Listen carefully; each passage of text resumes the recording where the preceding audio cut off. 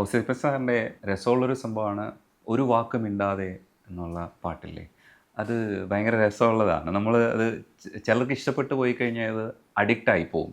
എനിക്ക് വേറൊരു പാട്ടിനെ കുറിച്ചുകൂടെ സംസാരിക്കാനുണ്ട്. യവന കഥയിൽ നിന്ന് വന്ന ഇടയ കന്യക എന്ന് പറയുന്ന പാട്ട്. അതും ഒരു വേറിട്ടൊരു കോമ്പോസിഷനായി തോന്നിയിട്ടുണ്ട്. ആ പാട്ടുകളെ കുറിച്ചുകൂടെ പറയുമോ? ഇത് രണ്ട് പാട്ടിനെ പറ്റി പറയണമെങ്കിൽ ഒരുപാട് പറയാനുണ്ട്. ആ. അതെങ്ങനെ ചുരുക്കി പറയണമെന്ന് എനിക്കറിയില്ല. യവന കഥയിൽ നിന്ന് വന്നതെന്ന് പറഞ്ഞാൽ ഞങ്ങള് മിക്കവാറും കമ്പോസിഷന് ഇപ്പൊ ഞങ്ങൾ ഭയങ്കര മാനസികമായിട്ട് ഭയങ്കര അടുപ്പമുള്ള ആൾക്കാരെന്നാണ് എല്ലാവരുടെയും തെറ്റിദ്ധാരണ. അതിനേക്കാൾ അപ്പുറം തമ്മിത്തല്ലി തെറി വിളിച്ച് വഴക്കിട്ട് വണ്ടിയിൽ നിന്ന് ഇറങ്ങിപ്പോയിട്ടുള്ള സന്ദർഭങ്ങളും ഉണ്ടായിട്ടുണ്ട്. ഉണ്ട്. അങ്ങനെ ഒരു സന്ദർഭം എന്ന് പറഞ്ഞാൽ അന്ന എന്ന് പറയുന്ന ആ പടം ഷൂട്ട് നടന്നില്ല, പക്ഷെ കമ്പോസിഷൻ എല്ലാ പാട്ടും ഡിഫറെൻ്റ് ആയിട്ടുള്ള പാട്ട്. അപ്പം അങ്ങനെ അതിൻ്റെ കമ്പോസിഷൻ ഓരോ പാട്ടുകൾ അരയാലിലകൾ അഷ്ടപതി പാടും, ദെൻ ആർദ്രമായ നിമിഷം, ഇങ്ങനെ ഓരോ പാട്ടുകൾ ഉണ്ടാക്കി ഒരു പാട്ട്, ഒരു ലവ് സോങ് മാത്രമാണ് അവസാനത്തെ കമ്പോസിഷനായിട്ട് വർത്തിച്ചത്. അപ്പോൾ ഓരോ ദിവസവും അന്ന് ജോർജ് സാറിൻ്റെ ഒരു തെലുങ്ക് പടത്തിന്റെ ഷൂട്ടിംഗ് മദ്രാസിൽ നടക്കുകയാണ്. അപ്പൊ ഷൂട്ടിംഗ് കഴിഞ്ഞ് റൂമിൽ പോയി ഒന്ന് ഫ്രഷ് ആയി കഴിഞ്ഞാൽ ജോർജ് സാറ് പാട്ട് കേൾക്കാൻ വേണ്ടി വരും. മിക്കവാറും ജയന വിൻസെന്റ് അങ്ങനെ ഒരു ഗ്രൂപ്പും കൂടി ഉണ്ടാവും, നമ്മുടെ സ്ഥിരം ടീം. അപ്പൊ ഇവർ വന്ന് ഓരോ പാട്ടും ഭയങ്കരമായിട്ട് അപ്രീഷിയേറ്റ് ചെയ്യപ്പെടുന്നു. അപ്പൊ ഞങ്ങൾക്കും ഭയങ്കര ത്രില്ലാണ്. ഇത് കാരണം വെച്ചാല് എന്നെ സംബന്ധിച്ചിടത്തോളം അത് എൻ മോഹൻ എന്ന് പറയുന്ന റൈറ്ററുടെ സബ്ജക്റ്റ് ആണ്. അതുകൊണ്ടിട്ട് ലിറ്റററി വാല്യൂ ഉള്ളതായത് കൊണ്ടിട്ട് നമുക്ക് എഴുത്ത് ഭയങ്കര ഈസിയായി. ഒപ്പം തന്നെ അതിൻ്റെ അകത്തൊരു ചലഞ്ച് എന്ന് പറഞ്ഞു കഴിഞ്ഞാൽ എൻ മോഹൻ സാർ അദ്ദേഹത്തിന് ഒരേ ഒരു റിക്വസ്റ്റേ ഉണ്ടായിരുന്നുള്ളൂ സബ്ജക്റ്റ് കൊടുക്കുമ്പോൾ, ഇത് ഓയിനി സാർ എഴുതണം. പക്ഷെ ജോർജ് സാർ ആദ്യം തന്നെ അത് കട്ട് ചെയ്തു. പാട്ട് ആരെഴുതണമെന്ന് ഞാൻ നിശ്ചയിച്ചോളാം എന്നുള്ളൊരു ഇതിൻ്റെ അകത്ത് ഞാൻ എഴുതിയാൽ മതി എന്നുള്ള. അപ്പം ഞാൻ ഓയിനി സാർ എന്ന് പറഞ്ഞു കഴിഞ്ഞാൽ അയ്യോ സാർ എഴുതിക്കോട്ടെ എന്നല്ലേ ഞാൻ പറയുള്ളൂ. കാരണം ആ തർവത്തിൽ ഞാൻ തന്നെ സാറിനെ വിളിച്ചിട്ട് പാട്ട് എഴുതിച്ച മനുഷ്യനാണ്. അപ്പോൾ അത് വേണ്ട, നീ എഴുതിയാൽ മതി. അപ്പോൾ അടുത്തതെന്ന് പറഞ്ഞു കഴിഞ്ഞാൽ ഓയിനി സാറിന് വേണം എന്ന് പറയുന്നത് എൻ്റെ വിചാരം എന്ന് പറഞ്ഞു കഴിഞ്ഞാൽ ആ ക്വാളിറ്റി വേണം എന്നുള്ള ധാരണ ഉണ്ടാവുമല്ലോ, അതുകൊണ്ടിട്ടായിരിക്കും. എന്തായാലും ഓൻ സാറിന്റെ ക്വാളിറ്റി എന്തായാലും എൻ്റെ എഴുത്തിനുണ്ടാവില്ല എന്ന് കൃത്യമായിട്ട് ധാരണ നമുക്കുണ്ട്. ഇപ്പൊ അതൊരു വലിയ ചലഞ്ചായി. അങ്ങനെ ഇതിന്റെ കമ്പോസിങ് തുടങ്ങി. ഓരോ ദിവസവും ഓരോ പാട്ടിങ്ങനെ ഉണ്ടായിക്കൊണ്ടിരിക്കുക. അപ്പൊ രാത്രി വരെ ഇരുന്ന് കേട്ട് എല്ലാവരും ഭയങ്കരമായിട്ട് അപ്രീഷിയേറ്റ് ചെയ്യും, കൈ തരുന്നു. എഴുത്ത് ഓരോന്നിന്റെ എഴുത്ത് ഡിഫറെൻ്റ് ആണെന്നുള്ള. അപ്പൊ ഞാനും പല പരീക്ഷണങ്ങൾ നടത്തുന്നുണ്ട്. അതിൽ ആർദ്രമായ നിമിഷം, പ്രേമാർദ്രമായ നിമിഷം, മലയാള മാനസ മിഥുനങ്ങൾ, മനസ്സറിയിച്ച നിശീഥിനിയിൽ, മലയാള മാനസ മിഥുനങ്ങൾ മനസ്സറിയിച്ച നിശീഥിനിയിൽ അരികിൽ വന്ന് കളിച്ചിരി ചൊല്ലി കുളിരണിയിച്ച നിലാവേ നീയും പാഴ്മണ്ണിൽ വീണോ.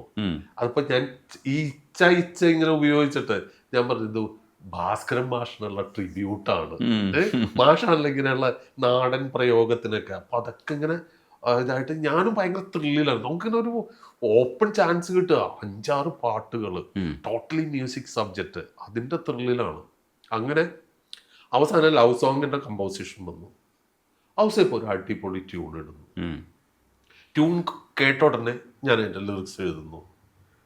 കറുകപ്പുൽമേട്ടിലെ ഇടയപ്പെൺകൊടിയെ അഹ മലർ വാകച്ചുവട്ടിൽ മഴ നനഞ്ഞു നിന്നവളെ. അത് നല്ല പഞ്ച്, അസാമാന്യ പഞ്ചുള്ള മ്യൂസിക്കും എന്ന മെലഡിയുണ്ട്. എഴുത്തെന്ന് പറഞ്ഞാൽ അതിനേക്കാൾ അപ്പുറം അതിനോട് മർജായിട്ട് നിൽക്കുന്നു. അഹാ എന്നൊക്കെ ഉള്ളത് അതിൻ്റെ കൂടെ ചേർന്ന് നിൽക്കുക. പാട്ട് കേട്ട് എല്ലാവർക്കും ഇഷ്ടമായി, ഗംഭീരായി കൈയെടുത്ത്. ഞാനിങ്ങനെ താടിക്ക് കൊടുത്തിരിക്കുക. അപ്പൊ അന്ന് ഞങ്ങൾക്കൊന്ന് എയർപോർട്ടിൽ പോകണമായിരുന്നു. മമ്മൂട്ടി അന്ന് അമേരിക്കക്ക് പോകുന്ന ദിവസമായിരുന്നു. അപ്പൊ മമ്മൂക്കെ യാത്ര അയച്ചിട്ട് തിരിച്ചു വരുമ്പോഴേക്കും ഇയാൾ ചോദിച്ചു, എന്താണ് തനിക്കൊരു സന്തോഷമില്ലാത്തത്? അപ്പോൾ കമ്പോസിങ് തീരുന്ന ദിവസം എല്ലാം വർക്കും തീർന്നതിൻ്റെ പ്രമാണിച്ച് ഒരു ഫുൾ ബോട്ടിൽ വിസ്കി വാങ്ങിച്ചു വെച്ചിരിക്കുകയാണ്. റോയൽ സല്യൂട്ടാ. റോയൽ ചലഞ്ച് എന്ന് എന്തോ പറയുന്നത് മദ്രാസിൽ കിട്ടുന്ന അന്നത്തെ ഏറ്റവും നല്ല വിസ്കി ഒരെണ്ണം വാങ്ങിച്ചു വെച്ചിരിക്കുകയാണ്, സോഡ എല്ലാം റെഡിയാക്കി വെച്ചാൽ വന്ന് അടിച്ച് തകർക്കാൻ വേണ്ടിയിട്ട്. എയർപോർട്ടിൽ നിന്ന് തിരിച്ചു വരുമ്പോഴേക്കും കളിച്ചു, താൻ എന്താണ് ഒരു ഹാപ്പി അല്ലാത്തത്? ഞാൻ പറഞ്ഞു, എടോ ആ സിറ്റുവേഷൻ ആ പാട്ട് ചേരുന്നില്ല എന്നാണ് എൻ്റെ അഭിപ്രായം. ചേരുന്നില്ലേ എടോ? അത് ഒരു ലവ് സോങ് എന്ന് പറയുമ്പോൾ ഇതിൻ്റെ അകത്തൊരു സെക്സിൻ്റെ ടിഞ്ച് വന്നിട്ടില്ലേ? സെക്സ് ഈ കറുകപ്പുൽമേട്ടിലെ ഇടേ പെൺകൊടി ആ മലർ വാഗച്ചുവട്ടിൽ മഴ നനഞ്ഞു നിന്നവളെ എന്നൊക്കെ പറയുമ്പോൾ അതിൻ്റെ ഒരു വിഷ്വൽ വരണത് തന്നെ ഒരു പെണ്ണിൻ്റെ ശരീരത്തൊട്ടി നിൽക്കുന്ന ഡ്രസ്സും അതിനൊരു ഈറോട്ടിക് ടച്ച് ഉണ്ടോ അതിന്. അതിൽ ഈ ടോട്ടൽ ഫിലിമിൽ ഒരു സ്ഥലത്ത് പോലും ഈ ഹീറോ ക്യാരക്ടർ ഇവളൊന്ന് ടച്ച് ചെയ്യുന്ന പോലും ഇല്ല. അപ്പം അത്രമാത്രം ഒരു പരിശുദ്ധമായിട്ടുള്ളൊരു പാട്ടാണ് അവിടെ വേണ്ടത്. പക്ഷെ നമ്മളുണ്ടാക്കിയത് ഒരു ഈറോട്ടിക് സോങ് ആണ്. അപ്പം ഇയാൾ പറഞ്ഞു അത് തൻ്റെ എഴുത്തിലല്ലേ? ഞാൻ പറഞ്ഞത് ഞാൻ എഴുതിയിട്ടുണ്ടെങ്കിൽ അത് തൻ്റെ ട്യൂണിലുണ്ടെന്ന് അർത്ഥം. അപ്പം ഇയാൾ ഉടനെ അയാൾ ട്രാക്ക് മാറ്റി. അയാൾ പറഞ്ഞു എല്ലാ പ്രേമവും അതൊക്കെ തന്നെയാണ്, അത് വേണ്ട, അല്ലാത്ത പ്രണയമുണ്ട്. എന്നാൽ താൻ ഒരു പാട്ട് പറയും. അപ്പം ഞാൻ പറഞ്ഞു ഏകാന്ത സന്ധ്യകളിൽ നിന്നെ ഓർത്ത് ഞാൻ കരഞ്ഞു, ഏഴിലം പാലപൂത്തു ഉപരങ്ങൾ കൊണ്ടുപിടിച്ച്. അല്ലെ എവിടെയാണോ ഈറോട്ടിക് ഇതുള്ളത്? ഇയാള് ഉത്തരം മുട്ടി. ഉടനെ ആള് വന്ന് ആ പന്നപ്പാട്ടാണ് താൻ ഇത്ര വലിയ കാര്യമായിട്ട് പറയണോ? എനിക്ക് ഏറ്റവും പ്രിയപ്പെട്ട പാട്ട് അത് പന്നപ്പാട്ടായിട്ടൊന്നും ധരിച്ചിട്ടൊന്നും അല്ല, തർക്കം വിജയിക്കാൻ വേണ്ടിയിട്ട് പറഞ്ഞതാണ്. എൻ്റെ അടുത്ത് എന്തും പറയാനുള്ള സ്വാതന്ത്ര്യം ഉള്ളതുകൊണ്ടിട്ട് എനിക്കിതോട് കേട്ടോടുകൂടി എൻ്റെ കൺട്രോൾ കംപ്ലീറ്റ് പോയി. പിന്നെ പച്ചത്തെറി വിളിയായി. അപ്പൊ ഞാൻ പറഞ്ഞു എടോ നല്ലതിന് നല്ലതാണെന്ന് അംഗീകരിക്കാൻ പഠിക്കുക എന്നൊക്കെ പറഞ്ഞു. എനിക്കറിയാവുന്നത് അറിയാൻ പാടില്ലാത്ത സകല തെറിയും വിളിക്കുന്നു. എന്തിന്? അവസാനം ഹൗസിൽ പോകുന്നു, വണ്ടി നിർത്തണമെന്ന് പറഞ്ഞുകൊണ്ട് ഡ്രൈവറെ തെറി വിളിച്ച് വണ്ടി നിർത്തി വഴിയിലിറങ്ങിപ്പോയി. എനിക്കെന്ന് പറഞ്ഞു കഴിഞ്ഞാൽ ഇത്ര ആയിക്കഴിഞ്ഞപ്പോൾ രണ്ടടിയും കൂടി കൊടുക്കണമായിരുന്നു എന്നുള്ള ഒരു എനിക്കങ്ങ് എൻ്റെ ദേഷ്യവും ഇതൊന്നും കൺട്രോൾ ചെയ്യാനേ പറ്റുന്നില്ല. ആ കലി കംപ്ലീറ്റ് വന്ന് ആ കുപ്പിയുടെ മുകളിൽ തീർത്തു. ഒരു ഫുൾ ബോട്ടില് വിസ്കി ആ രാത്രി ഞാൻ ഒറ്റക്കടിച്ച് തീർക്കുന്നു. അവസാനം എനിക്ക് നേരെ കിടക്കാൻ പോലും വയ്യ. ബെഡിൽ കിടന്നിട്ട് ഞാൻ വഞ്ചിയായിട്ട് ഇങ്ങനെ ആടിക്കൊണ്ടിരിക്കുകയാണ്. അവിടെ നിന്ന് എപ്പോഴോ ഒരു ബോധമില്ലാതെ ആട്ടമൊക്കെ നിന്ന് ബോധമില്ലാതെ അവിടെ കിടന്നുറങ്ങി. എപ്പോഴും ഫോൺ അടിക്കുന്നു. ഞാനിങ്ങനെ കണ്ണൊന്നും തുറക്കാതെ ഫോൺ എടുക്കുമ്പോൾ അപ്പം ഹലോ ഹൗസേ പാടുന്നു. എന്താണോ? അതെ ഞാനൊരു ട്യൂണിട്ടിട്ടുണ്ട് പാടട്ടെ എന്ന്. അപ്പുറത്തുനിന്ന് ഞാൻ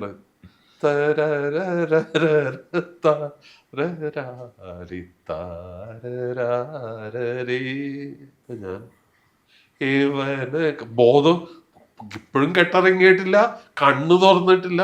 ഞാൻ ആ ബെഡിൽ തന്നെ കിടന്നിട്ട് ഞാൻ പറഞ്ഞു കൊടുക്കുന്നു ഏവന കഥയിൽ നിന്നു വന്ന ഇടയ കന്യകേ വയട പൂത്ത വഴിയിലെന്ത് വെറുതെ ആ ലിറിക്സ് കംപ്ലീറ്റ്, പല്ലവി കംപ്ലീറ്റ് ഫോണിലൂടെ പറഞ്ഞു കൊടുക്കുന്നു.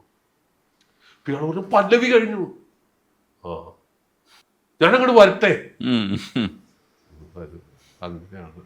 അപ്പൊ അയാളെന്ന് പറഞ്ഞാല് അവരുടെ മ്യൂസിക്കലി ആണ് എന്തോ ഒരു നോട്ട് തന്നെയാണ്, എന്തോ ഒരു ഫ്രേസ് തന്നെയാണ് റിപ്പീറ്റ് ചെയ്യുന്നത്. അതുകൊണ്ടിട്ടാണ് അയാൾ അങ്ങനെ പറഞ്ഞത്. സംഗീതം അറിയാത്തതുകൊണ്ടിട്ട് അതൊന്നും ഓർത്ത് വിഷമിക്കേണ്ട കാര്യമില്ല. എന്തായാലും അങ്ങനെ ഉണ്ടായ പാട്ടാണ് തല്ലുപിടുത്തത്തിന്റെ. പക്ഷെ അയാള് ചരണത്തിൽ എന്നിട്ട് എൻ്റെ അടുത്ത് പണി തന്നു. ഈ വന്ന സമയം കൊണ്ട് അയാള് എന്നെ ട്യൂൺ പാടുന്നതിന് മുമ്പ് പറഞ്ഞ് ചേട്ടന് ഇത്തിരി ടഫാണ്, തനിക്ക് ബുദ്ധിമുട്ടാണെങ്കിൽ വേണമെങ്കിൽ ഞാൻ മാറ്റിത്തരാം. അപ്പൊ എനിക്ക് ഞാൻ റിക്വസ്റ്റ് ചെയ്യണം.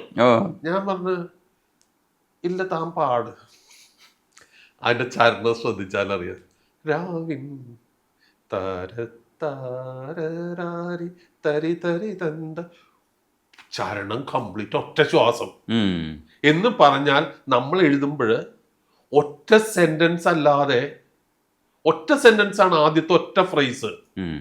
ഒരു സെന്റൻസ് വെച്ചിട്ട് എങ്ങനെ ഈ ഇത്രയും ഇതില് ഒരു സെന്റൻസ് എഴുതും? കോമയിട്ട് പോകാൻ പറ്റില്ല. ആ ചരണം ശ്രദ്ധിച്ചാൽ അറിയാം. അത് കംപ്ലീറ്റ് ആ ഒരു ഫസ്റ്റ് ഫ്രേസ് ഒറ്റ സെന്റൻസ് ആണ്. എനിക്കിട്ട് പണി തരാൻ വേണ്ടിയാണ് ഉണ്ടാക്കിയതാണ്. എന്തായാലും അങ്ങനെയുള്ള തമാശകളും വാശിയും വഴക്കും ഒക്കെ ഇതിന്റെ ഭാഗമായിട്ടുണ്ടാവും. നിങ്ങളുടെ പക്ഷേ കിടിലം കോംബോയാണ് കേട്ടോ. ഇപ്പോഴും എവർഗ്രീൻ ആയിട്ട് നിൽക്കുന്നുണ്ട് സോങ്സ്. അതേപോലെ ജോൺസൺ മാഷുമായിട്ട് ചേർന്നിട്ട് ഒത്തിരി പാട്ടുകൾ ചെയ്തിട്ടുണ്ട്. അതിൽ വ്യത്യസ്തമായ ഒരു പാട്ട് നമ്മൾ സംസാരിച്ചിട്ടുണ്ടായിരുന്നു, ഇല്ലിക്കാടും മാലയും അണിയും, ചൈനീസ് സോങ്. പക്ഷേ മാനത്തെ വെള്ളിത്തേരിൽ കുറേ പാട്ടുണ്ട്. മാനത്തെ വെള്ളിത്തേരിൽ പൂരം കാണാൻ പോരും പുതിരാ പെണ്ണേ നിൻ. പുതിരാ പെണ്ണെ പ്രയോഗിക്കുമ്പോൾ നമ്മൾ ശ്രദ്ധിച്ചായിരുന്നു, നിന്മാരൻ്റെ പേർ ചൊല്ലുമോ. അതിൽ സൂപ്പർ ഹിറ്റ് ആയിട്ടുള്ള വേറൊരു പാട്ടുള്ളതാണ് മനസ്സിൻ മടിയിലെ മാന്തളിരെ. മനസ്സിൻ മടിയിലെ മാന്തളിരിൽ മയങ്ങൂ മണിക്കുരുന്നേ കനവായി മിഴികളിൽ തഴുകാം ഞാൻ, ഉറങ്ങൂ നീ ഉറങ്ങൂ എന്ന് പറയുന്ന പാട്ട്. മാനത്തെ വെള്ളിത്തേരെന്ന് പറഞ്ഞു കഴിഞ്ഞാൽ എന്തോ കഷ്ടകാലത്തില് ഓടാതെ പോയൊരു പടമാണ്.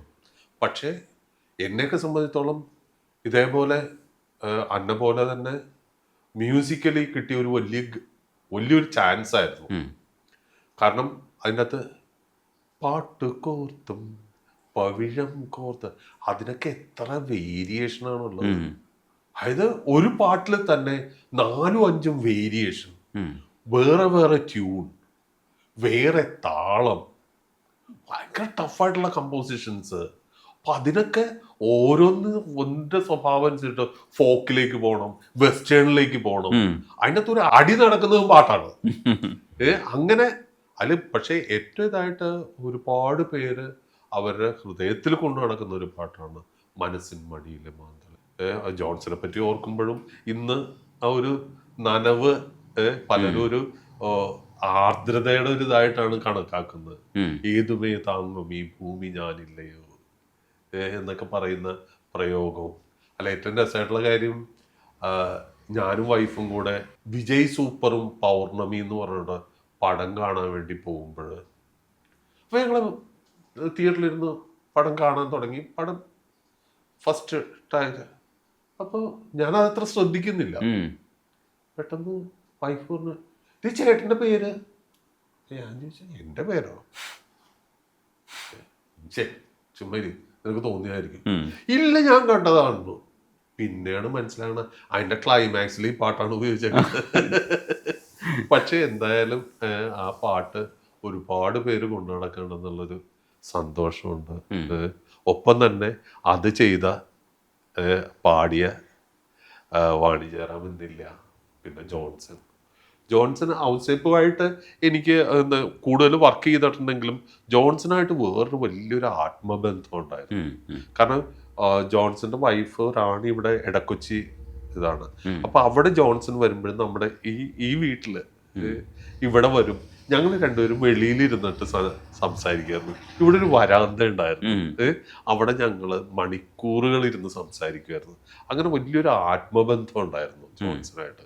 പിന്നെ അതിനേക്കാൾ അപ്പുറത്തേക്ക് എൻ്റെ ആദ്യത്തെ പടം ഉപഹാരം ജോൺസണാണ് മ്യൂസിക്.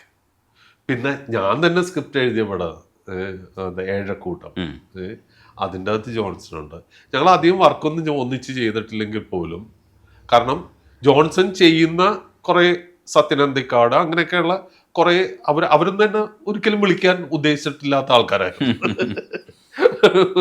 അപ്പോ അവരൊരിക്കലും അപ്പൊ ജോൺസൺ അങ്ങനെയുള്ള പടങ്ങളല്ലേ ചെയ്തിരുന്നത്.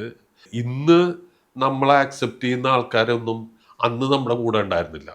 അന്ന് നമ്മള് എല്ലാവരും ധരിച്ചിരുന്ന എന്നൊരു പാട്ടെഴുത്തുകാരൻ എന്തോ എഴുതി പോകുന്ന ഒരുത്തൻ എന്നുള്ളൊരു ഇതിലായിരുന്നു. അല്ല, അവരുടെ റീഡിങ് കറക്റ്റ് ആയിരിക്കണം. എന്തോ എന്തായാലും അതുകൊണ്ടിട്ട് ജോൺസണായിട്ട് അധികം വർക്ക് ചെയ്യാൻ പറ്റിയിട്ടില്ല. പക്ഷെ അതിനേക്കാൾ അപ്പുറത്തേക്ക് ഞങ്ങളുടെ സ്റ്റേജ് പ്രോഗ്രാംസിനാണെങ്കിലും പിന്നീട് ഞാൻ ചാനലിൽ വരുമ്പോഴാണെങ്കിലും ഒക്കെ കഴിയുന്നത്ര ജോൺസന് ഇൻകോപ്പറേറ്റ് ചെയ്യാൻ പറ്റുന്ന പ്രോഗ്രാമിൽ മുഴുവൻ ഞാൻ ഇൻകോപ്പറേറ്റ് ചെയ്യുമായിരുന്നു. കാരണം ജോൺസന്റെ ഒരു സാമീപ്യം അത്രമാത്രം. കാരണം ജോൺസന്റെ ഇത് എന്താ പറയുക, സത്യസന്ധമായിട്ടുള്ള ഇടപെടലായിരുന്നു. ദേഷ്യമാണെങ്കിൽ ദേഷ്യം, അത്ര പ്യുവറായിട്ടുള്ള ഒരു സോളായിരുന്നു ജോൺസൺ. അതുകൊണ്ടിട്ട് തന്നെ എനിക്ക് അങ്ങേറ്റം ഇഷ്ടമുള്ള ഒരു മനുഷ്യനായിരുന്നു. ജോൺസൺ കലഹിക്കുന്നത് കണ്ടിട്ടുണ്ട്, ജോൺസൺ മ്യൂസിക് ചെയ്യുന്നത് കണ്ടിട്ടുണ്ട്. യഥാർത്ഥത്തിൽ മഴവിൽ കാവടിയിലെ പാട്ടുകൾ പോലും ഞങ്ങൾ പ്രിയന് വേണ്ടി കമ്പോസ് ചെയ്ത പാട്ടുകളായിരുന്നു. പ്രിയന്റെ ധനുഷ്കോടി എന്ന് പറയുന്ന പടത്തിന് വേണ്ടി കമ്പോസ് ചെയ്ത ട്യൂണുകളായിരുന്നു. അങ്ങനെ പലപ്പോഴും ട്യൂൺ ഇത് ചെയ്യാനിരുന്നിട്ട് ചെയ്ത വർക്കുകൾ പോലും പിന്നീട് ഞങ്ങളുടെ പേരിൽ വരാത്തതുണ്ടായിട്ടുണ്ടോ. ഇനി ഞങ്ങളൊന്ന് ചെയ്യുമ്പോഴും വഴക്കിട്ട് ബഹളം ഉണ്ടാക്കിയിട്ടുണ്ട്. പ്രാദേശിക വാർത്തകളിൽ ജോൺസൺ ട്യൂൺ ഇടുന്നു, രാത്രി ജോൺസൺ ഒന്ന് ഭയങ്കര തിരക്കാം. രാത്രി ഒരു 12 മണിയൊക്കെ ആയി. കമ്പോസിങ് വരുന്നത് ലേറ്റ് ആയിട്ട്, വേറെ കമ്പോസിങ് കഴിഞ്ഞിട്ടാണ് ജോൺസൺ വരുന്നത്. അങ്ങനെ ട്യൂണിട്ട് അപ്പം തന്നെ അതിനൊരു ഡമ്മി എഴുതുന്നു. അപ്പോൾ പുലരിക്കാറ്റേ പൂങ്കാറ്റേ മുടിയിൽ ചൂടാൻ പൂതരുമോ ആവണി പലകയിൽ വാൽ കണ്ണാടി നോക്കി വാർമുടി ചെയ്കെ വാർമതിയാൾ. ഇതാണ് ഡമ്മി എഴുതുന്നത്. അപ്പൊ ജോൺസൺ പറഞ്ഞു, അയ്യടാ കറക്റ്റാണ്. ഞാൻ പറഞ്ഞത്, ജോൺസ ഈ പൂങ്കാറ്റും പുലരിക്കാറ്റൊക്കെ ഞാൻ കുറെ എഴുതിയതാണ്, ലിറിക്സ് ഞാൻ മാറ്റും കേട്ടോ, നീ എന്തെങ്കിലും ചെയ്തോളൂ, ട്യൂൺ മാറ്റാതിരുന്നാൽ മതി എന്നൊക്കെ പറഞ്ഞിട്ട് ജോൺസൺ പോയി. രാത്രി 12 മണിയാണ്. ഞാൻ രാത്രി കുത്തിയിരുന്നു, ഞാനിത് മുഴുവൻ മാറ്റി. പിറ്റേ ദിവസം ഞാൻ റെക്കോർഡിങ് തിയേറ്ററിൽ ചെല്ലുമ്പോണ്ടല്ലോ, ജോൺസൺ ഈ ലിറിക്സ് വെച്ചിട്ടാണ് അവിടെ പാടിക്കൊടുക്കുന്നത്, ഓർക്കസ്ട്ര ചെയ്യുന്നത്. ഞാൻ പറയും, ജോൺസൺ ആദ്യ ലിറിക്ക് ഉപയോഗിക്കില്ലേ? അല്ല, നീ എഴുതിയത് തന്നോളൂ. ഞാൻ എഴുതിയത് ജോൺസൺ എന്തോന്നാണ് ഇതെന്താന്ന് വെച്ച് കഴിഞ്ഞാല്, പുലരിക്കാറ്റേ പൂങ്കാറ്റേ, ഇതാണ് ഞാൻ എഴുതിയേക്കുന്നതാണ്. തുളസിത്തറയിൽ തിരിവച്ച്. ഇതെങ്ങനെ പാടാൻ പറ്റും? ഇത് ഏത് ട്യൂൺ? ഞാൻ ചോദിച്ചു, ഇത് ട്യൂൺ ആവുന്നില്ലേ? ഇതിട്ട് ട്യൂണിന് ചേർന്ന എങ്ങനെയാണ്? ഞാൻ പറഞ്ഞു, ഒരു കാര്യം, നീ ട്യൂൺ മാറ്റും. നീ ഇന്നലെ എഴുതിയില്ലേ, അത് പെർഫെക്റ്റ് ആണ്. ഞാൻ പറഞ്ഞു, അത് തൻ്റെ കയ്യിൽ ഇരിക്കണതല്ലേ കുഴപ്പം എന്ന് പറഞ്ഞിട്ട് അതിങ്ങനെ പിടിച്ചു വാങ്ങിച്ചിട്ട് ഞാൻ അത് കീറിക്കളച്ചു. വേണമെങ്കിൽ ഇത് വെച്ച് റെക്കോർഡ് ചെയ്താൽ മതി. അങ്ങനെ മുട്ടിലോടക്കായി. അങ്ങനെ കമല് വന്ന് ഇടപെട്ട് അവസാനം ഞാൻ എന്ത് ചെയ്ത് കഴിഞ്ഞാൽ ഇതാക്കാൻ, അപ്പൊ ഒരു ലിറിക്കൽ വാല്യൂ അനുസരിച്ചിട്ട് തുളസിത്തറയിൽ തിരിവച്ച് തിരുനെറ്റിയിലൊരു കുറി തൊട്ട് ആവണി പലകയിൽ വാൽ കണ്ണാടി നോക്കി വാർമുടി ചീകി വാർമതിയാൾ. ഇതാണ് ഞാൻ എഴുതിയത്. അങ്ങനെ തന്നെ റെക്കോർഡ് ചെയ്തത്. പക്ഷെ ആ പടത്തില് അത് ഉപയോഗിക്കപ്പെടാതെ പോയി. പക്ഷെ അങ്ങനെ ഈ ഉടക്കും തല്ലും ബഹളമൊക്കെ അതെല്ലാ റിലേഷൻഷിപ്പിലും ഉണ്ടാവും. അതോടുകൂടി തീരും. ഈ അടുത്ത കാലത്ത് റിലീസായ ചില പടങ്ങളിലെ പാട്ടുകൾ ഞാൻ ശ്രദ്ധിച്ചിട്ടുണ്ടായിരുന്നു. അതിൽ രഞ്ജിൻ രാജ് ചെയ്തിട്ടുള്ള ക്യൂൻ എലിസബത്തിലെ പൂക്കളെ വാനിലെ പനിനീർ പൂവുകളെ പകലിൻ നോവുകളെ താഴെ എന്തിനു വന്നു നീ വെറുതെ എന്ന് ചോദിക്കുന്നുണ്ട്. അത് പൂക്കൾ താഴെ വീണതാണ് അല്ലേ? ഒരു പെയിൻ അവിടെ നിൽക്കുന്നതെന്ന് പറഞ്ഞാൽ ഒരാളുടെ അടുത്തേക്ക് മരണം അടുത്തേക്ക് വന്നേക്കുക. അപ്പോൾ ആ മരണത്തിന് ഒരു പെൺകുട്ടി പകച്ചു നോക്കുന്ന അവളുടെ ആദ്യത്തെ ഒരു ഇതാണത്. ആ എക്സ്പ്രഷനാണത്. പൂക്കളെ രാവിലെ പനിനീർ പൂവുകളെ പകലിൻ്റെ നോവുകളെ എന്തിനാണ് താഴെ നിങ്ങൾ വന്നത്? അപ്പോൾ രാവിൻ്റെ പനിനീർ പൂക്കള് എന്തിനാണ് ഈ ഭൂമിയിലേക്ക് വന്നത്? കാരണം എനിക്ക് ഉടനെ തിരിച്ചു പോകാനുള്ളതാണെങ്കിൽ ഞാൻ അതായത് നമ്മൾ സ്വർഗത്തിൽ നിന്ന് വരുന്നു അല്ലെങ്കിൽ മറ്റൊരു ലോകത്തു നിന്ന് വരുന്നു ഒക്കെ പറയുന്നത്. അങ്ങനെ വന്നിട്ട് പോവാനായിരുന്നെങ്കിൽ എന്തിനാണ് വെറുതെ വന്നത്? വെറുതെ വന്നതുപോലെ ഒരു ജന്മം തീരുന്നു എന്നുള്ള അതില് ഫുൾ ക്രെഡിറ്റ് കൊടുക്കേണ്ട രഞ്ജനാണ്. കാരണം വെച്ചാല് ഞാൻ എഴുതിയത് മുഴുവൻ കുറച്ചും കൂടി ഫിലോസഫിക്കലായിരുന്നു. അപ്പൊ രഞ്ജന് വേണ്ട ഏറ്റവും സിമ്പിളാണ്. അപ്പൊ ഇനി സിമ്പിൾ ആയിക്കോട്ടെ. ഞാൻ പറയും ഇതിനേക്കാൾ അപ്പുറം സിമ്പിൾ പറയുന്നത്. അപ്പോ ഞാൻ കുറച്ചും കൂടി ഫിലോസഫിക്കലായിട്ടാണ് എഴുതിയത്. കാരണം മരണത്തിനെ നമുക്ക് അത്ര സിമ്പിൾ ആക്കാൻ പറ്റില്ല. പക്ഷെ അതിലെ ഓരോ ഫ്രൈസും ഹുക്കും എല്ലാം അപ്പൊ രഞ്ജൻ അവസാനം ഹാപ്പി ആക്കുക എന്നുള്ളത്. അതായത് നമ്മളിപ്പോ അതിൻ്റെ അകത്തൊരു കാര്യം എന്ന് പറഞ്ഞാല് ഈ ജനറേഷൻ അതാണോ വേണ്ടത്? കാരണം ഇപ്പോഴത്തെ ജനറേഷനിൽ രഞ്ജന്റെ ഒപ്പവും മിഥുൻ മുകുന്ദന്റെ ഒപ്പമാണ് ഞാൻ 2 വർക്ക് ചെയ്തത്. ഒന്ന് പവീത കെയർ ടേക്കറിലെ പിറകിലാരോ വിളിച്ചു, മധുരനാരകം പൂത്തു.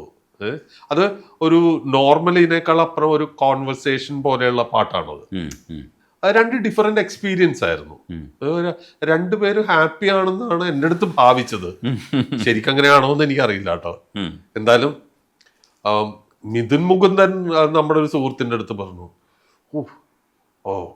ഈ ഷിബു സാറൊക്കെ സീനിയേഴ്സ് ആണ്, എങ്ങനെയായിരിക്കും നമ്മളുമായിട്ട് ഡീൽ ചെയ്യാന്നൊക്കെ പേടിച്ചിട്ടാണ് നിന്നത്.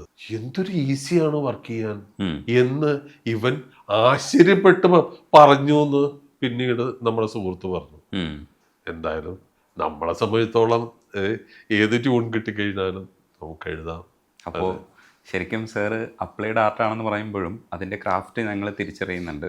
അതുകൊണ്ടാണ് ഇപ്പോഴും ഈ പാട്ടുകളെ കുറിച്ചൊക്കെ സംസാരിക്കുന്നത്.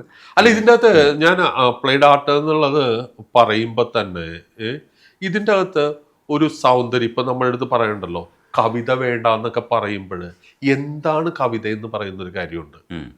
ഈ കവിത എന്ന് പറയുന്നത് ഈ അക്ഷരങ്ങൾ ഉണ്ടാക്കുന്ന ഒരു സൗന്ദര്യമാണ് ഈ കവിത. അല്ലാതെ കട്ടിയുള്ള വാക്കുകളോ ഒന്നുമല്ല. നീലമാമരങ്ങളിൽ ചാരി നിന്നിളന്തന്നൽ താളമടിക്കാൻ പോലും മറന്നുപോയി എന്ന് പറയുന്നിടത്താണ് കവിത ഇരിക്കുന്നത്.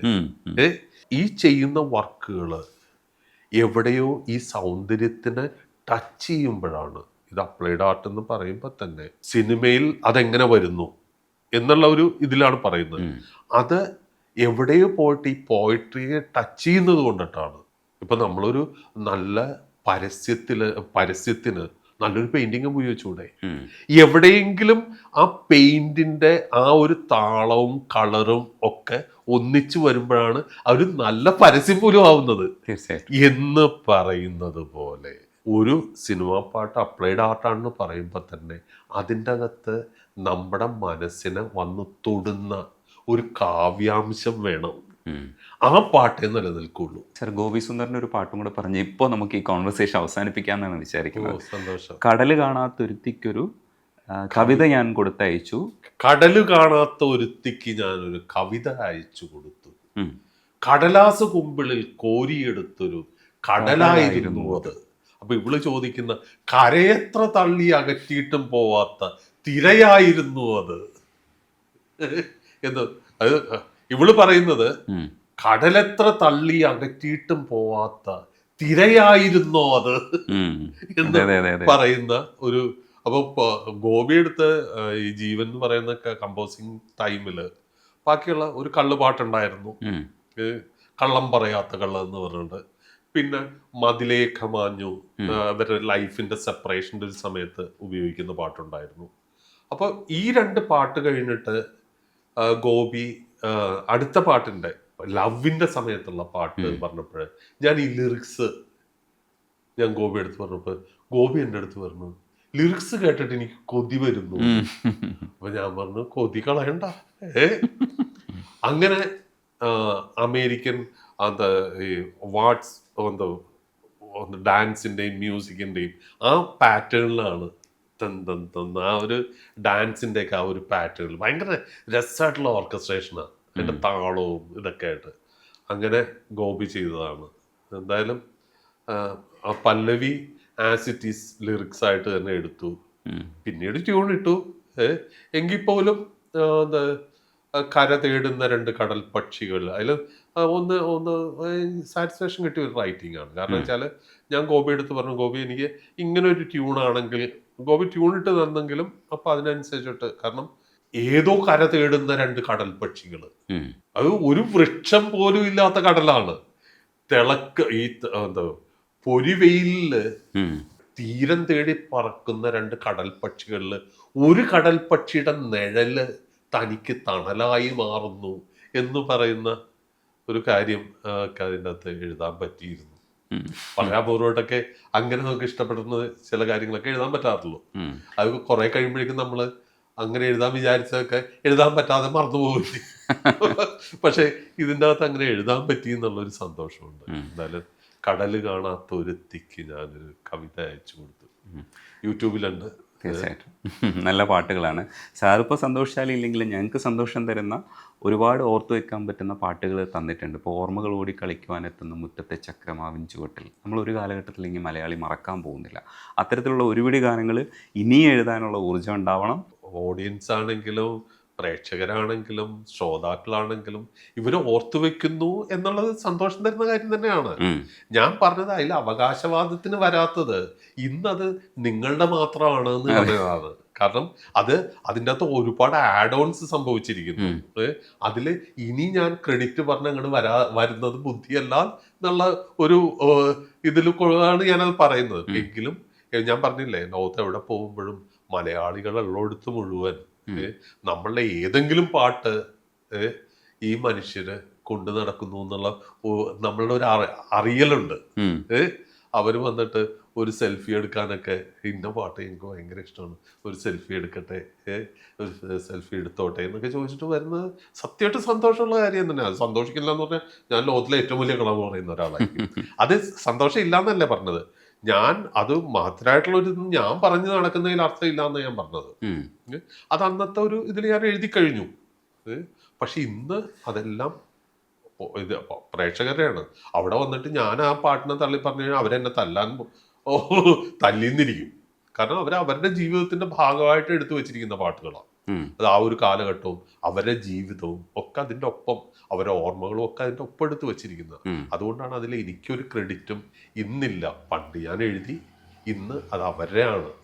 അത് ഇതോടുകൂടി തന്നെ മനസ്സിലാക്കണം. കെട്ടിച്ചു കൊടുത്ത മകള് മകള് തന്നെയാണ്.